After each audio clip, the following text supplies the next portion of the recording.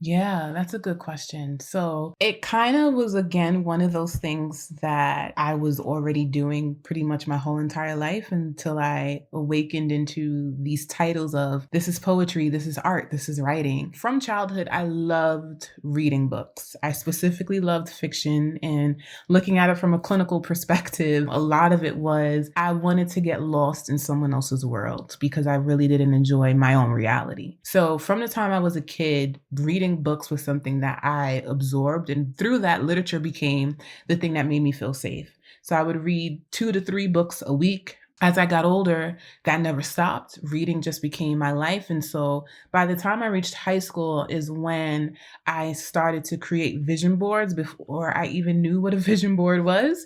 Hmm. I would have magazines, I would cut out words, I would paste them all over a board, I would hang them up in my room. Words just became my escape. Reading became my escape.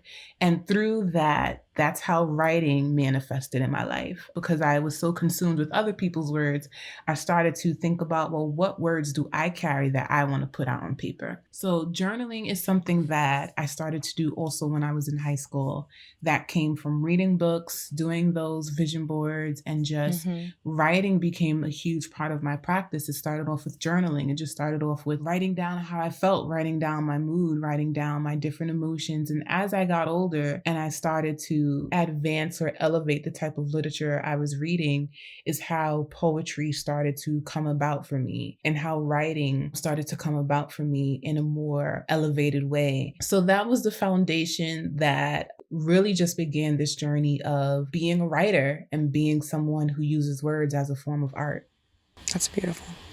I love that. I think that what you said early on was so relatable about how you were able to like jump into other people's words, into their worlds. And I definitely can understand and relate to that. When at an early age, I started doing acting for that same reason. I could become a character and then I can escape into a new world where I could try those things. And that's kind of what the extension of what I do with makeup now is. It's using this art to kind of jump into a different world, kind of sit into a different character, different shoes. And it's such a good release to be able to like express all of that into what you're putting out there. So I love all of that.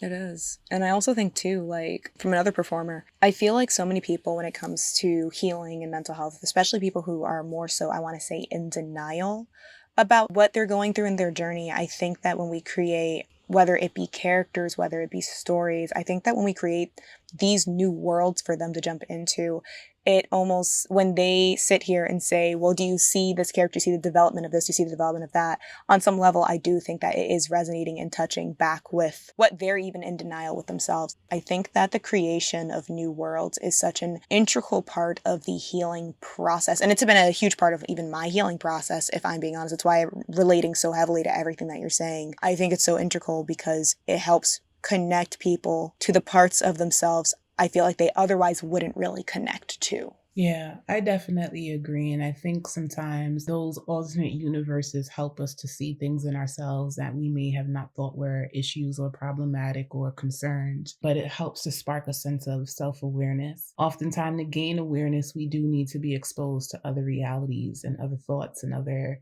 beings and other things in general. And that helps us to look inwardly. And Hmm. so for me, that's where storytelling and writing and just poetry, all that really helped me to look inward and see what my truth was and what my pain was and what my frustrations were.